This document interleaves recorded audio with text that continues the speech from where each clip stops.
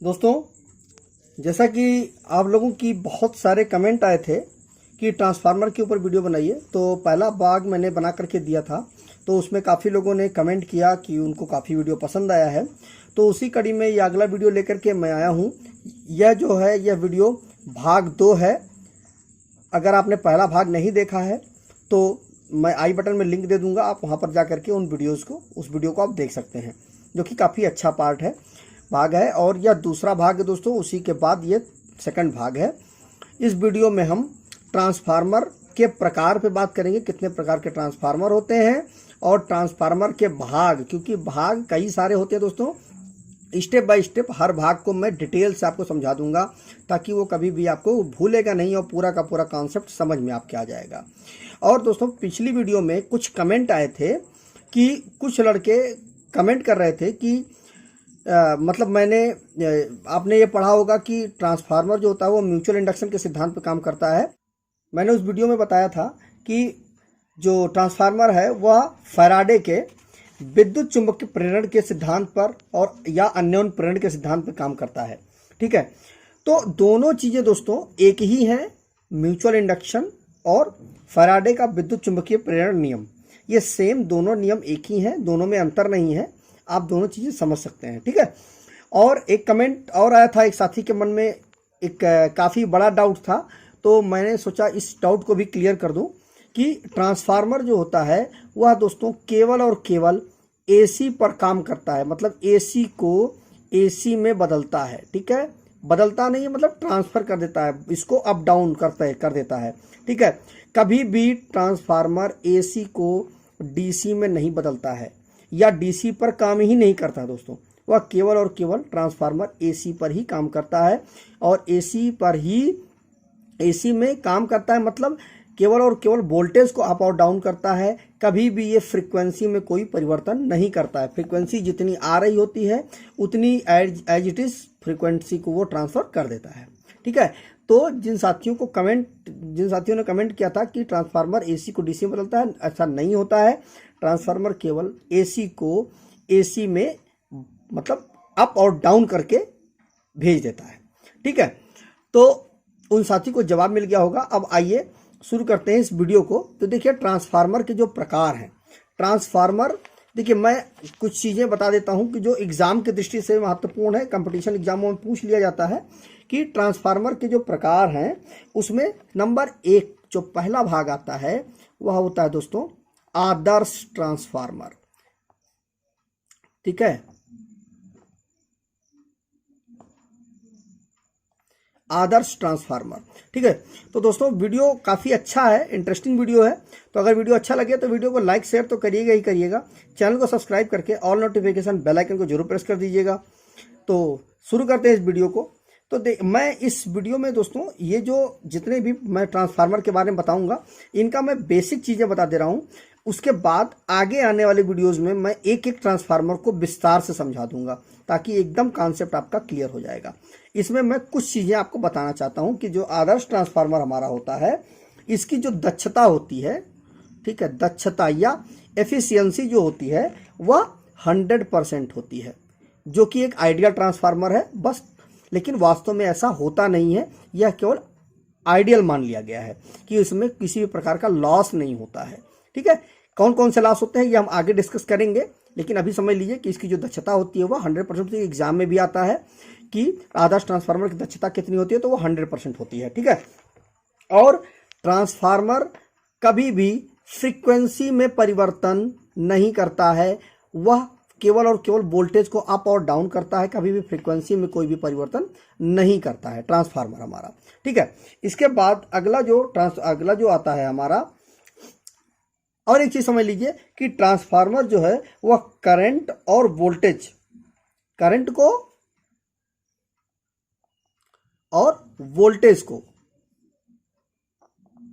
Change करता है। ठीक है, करंट अप डाउन इसमें हो जाएगा, जैसा आप रेजिस्टेंस लगाएंगे उसके अनुसार करंट भी अप डाउन कर देगा। ठीक है, अप डाउन हो जाएगा। और वोल्टेज तो मैंने बता ही दिया आपको, अप डाउन होगा। ठीक है, और जो नॉर्मल जो भी सारे ट्रांसफार्मरों का अगर एवरेज निकाला जाए कि सारे ट्रांसफार्मर जो ट्रांसफार्मर होता है, ट्रांसफार्मर कि जो सारे ट्रांसफार्मर को अगर एवरेज निकाला जाए, एवरेज में इन सबकी दक्षता जो होती है, दक्षता ये अभी एग्जाम में पूछ लिया जाता है, वह 93% से लेकर के 96% तक होती है। कहीं कहीं पर यह लिखा होता है और कहीं कहीं पर 95 से लेकर के 96% तक कहीं कहीं लिखा होता है। ये अलग अलग होता है दोस्तों। तो आपको जो भी ऑप्शन मिल जाए उस पर आप टिक मार दीजिएगा, ठीक है। कहीं कहीं पर 93% से लेकर के 96% तक दक्षता कहीं कहीं पर होती है और कहीं कहीं पर लिखा होता है 95 से लेकर के 96% के बीच में, ठीक है। तो ये चीज़ आप देख लीजिएगा कि जो भी ऑप्शन मिले उसको आप टिक कर दीजिएगा, ठीक। इसके बाद अगला जो ट्रांसफार्मर आता है वह आता है auto transformer. Auto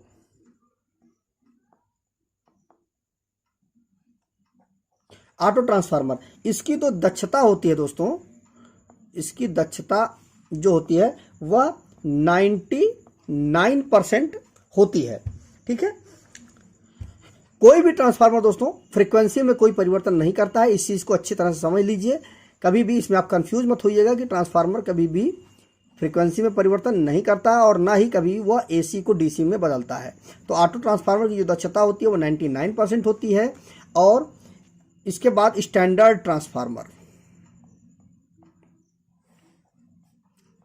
standard transformer की दक्षता होती है वह 98% होती है, जो हमारी एफिशिएंसी होती है, ठीक है। इसके बाद अगला आता है पावर ट्रांसफार्मर। इसकी जो दक्षता होती है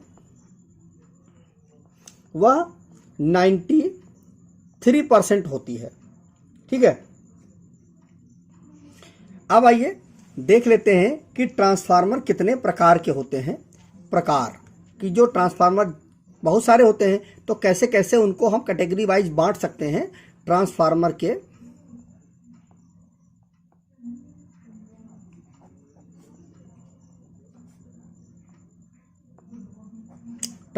प्रकार। ट्रांसफार्मर जो दोस्तों मैं कैटेगरी वाइज आपको बता देता हूं कि लेमिनेशन के आधार पर के अनुसार, लेमिनेशन के अनुसार जो ट्रांसफार्मर होगा वह कोर टाइप, सेल टाइप और berry type. Core type, cell type और बैरी टाइप 3 प्रकार के ट्रांसफार्मर होते हैं लेमिनेशन के अनुसार, ठीक है। इसके बाद आता है वोल्टेज। वोल्टेज के अनुसार जो ट्रांसफार्मर होता है वह स्टेप अप और स्टेप डाउन 2 प्रकार के ट्रांसफार्मर होते हैं। पावर के अनुसार, वोल्टेज के अनुसार जो ट्रांसफार्मर होते हैं वो स्टेप अप और स्टेप डाउन होता है। अब इन सारे को दोस्तों मैं आगे वीडियो में समझा दूंगा एक एक ट्रांसफार्मर को अलग अलग तरीके से, ठीक है। इसके बाद अगला है फेज। फेज के अनुसार जो ट्रांसफार्मर होता है वह सिंगल फेज होता है और 3 फेज, 2 प्रकार के होते हैं, ठीक। इसके बाद अगला आता है पावर। पावर के अनुसार जो ट्रांसफार्मर होगा वह डिस्ट्रीब्यूशन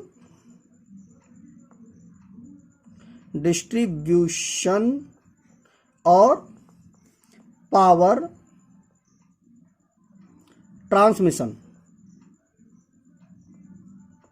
ट्रांसमिशन 2 प्रकार के होते हैं, ठीक है। इसके बाद अब देख लीजिए कुछ चीजें हैं वो भी आप समझ लीजिए कि नोट। देखिए ट्रांसफार्मर जो होता है अपने आप ठंडा होने वाले, अपने आप ठंडा होने वाले ट्रांसफार्मर होते हैं, ठीक है। दूसरा तेल से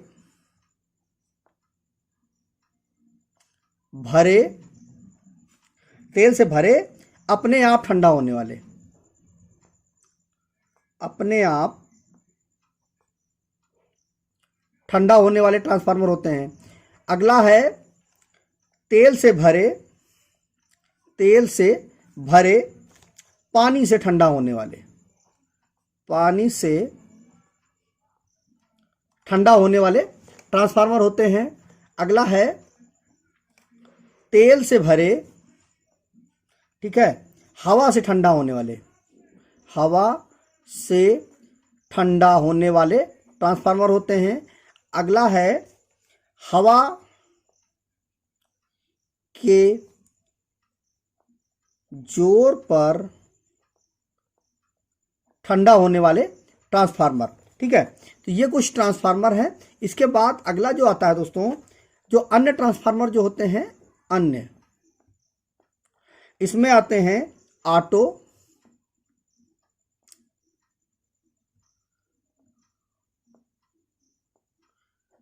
ऑटो ट्रांसफार्मर, करंट ट्रांसफार्मर, ठीक है, और पोटेंशियल ट्रांसफार्मर। पोटेंशियल ट्रांसफार्मर, ये 3 प्रकार के और ट्रांसफार्मर होते हैं, ठीक है। अब आइए देखते हैं कि ट्रांसफार्मर, ये हो गया दोस्तों ट्रांसफार्मर का एक बेसिक जानकारी।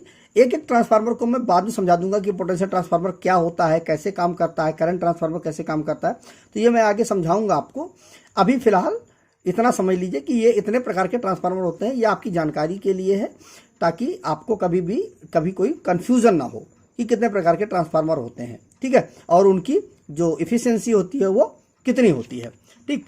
अब आइए, जैसा कि मैंने बताया था कि इस वीडियो में हम दूसरा भाग क्या है, इस वीडियो का दूसरा भाग क्या है, ट्रांसफार्मर के भाग।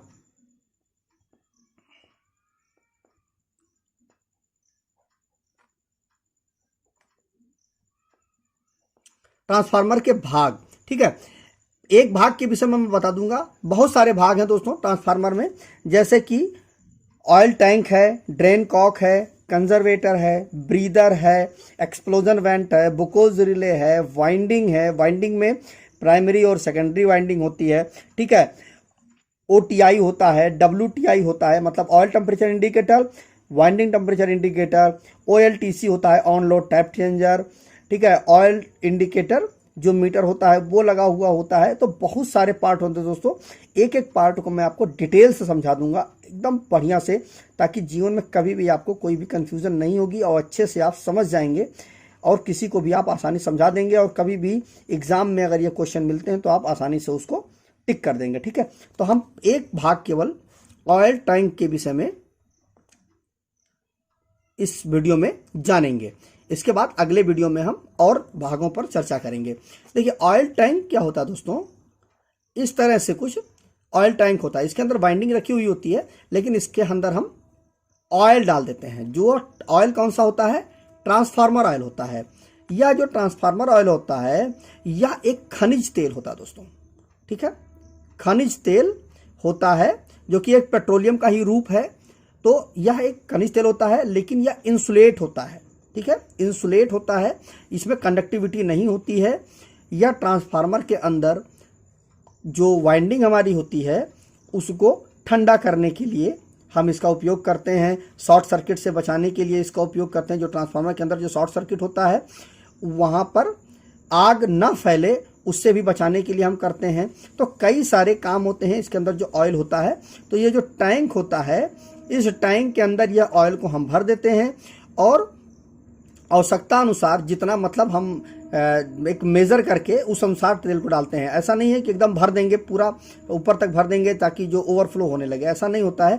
आप एक लिमिट के अंदर, एक लिमिट में आप ट्रांसफार्मर में तेल डाल दीजिए और इस टैंक में केवल और केवल ऑयल भर दिया जाता है, ठीक है। और उसके बाद इसमें बाइंडिंग वगैरह डाल देते हैं। तो ऑयल, जो हमारा ट्रांसफार्मर का ऑयल टैंक होता है, यह केवल और केवल ट्रांसफार्मर ऑयल को अपने अंदर रखता है, ठीक। तो ये रहा दोस्तों ऑयल टैंक के विषय में जानकारी। तो अगली वीडियो में हम ड्रेन कॉक, जो ट्रांसफार्मर में ड्रेन कॉक होता है उसके विषय में जानेंगे। कंजर्वेटर, ब्रीदर, इन सारे टॉपिकों पर अगली वीडियो में हम चर्चा करेंगे। तो अगला भी वीडियो बहुत ही मज़ेदार और बहुत ही इंटरेस्टिंग है दोस्तों। तो अगली वीडियो आने का इंतज़ार करिए। अगली वीडियो भी जल्द से जल्द मैं आप लोगों के लिए लेकर के आऊँगा। और ये वीडियो दोस्तों अगर पसंद आया हो तो वीडियो को लाइक शेयर तो करिएगा ही करिएगा। चैनल को सब्सक्राइब करके ऑल नोटिफिकेशन बेल आइकन को जरूर प्रेस कर दीजिएगा। और आपके मन में किसी प्रकार का ट्रांसफार्मर से संबंधित कोई डाउट है, कोई कन्फ्यूज़न है, तो कमेंट करके ज़रूर बताइएगा। मैं आपके लिए उस पर भी एक वीडियो अच्छी सी बना करके दूंगा, जिससे आपकी वो कन्फ्यूज़न दूर हो जाए। तो मिलते हैं एक नए वीडियो के साथ, और इस वीडियो को पूरा का पूरा ध्यानपूर्वक और धैर्यपूर्वक देखने के लिए आपका बहुत बहुत धन्यवाद।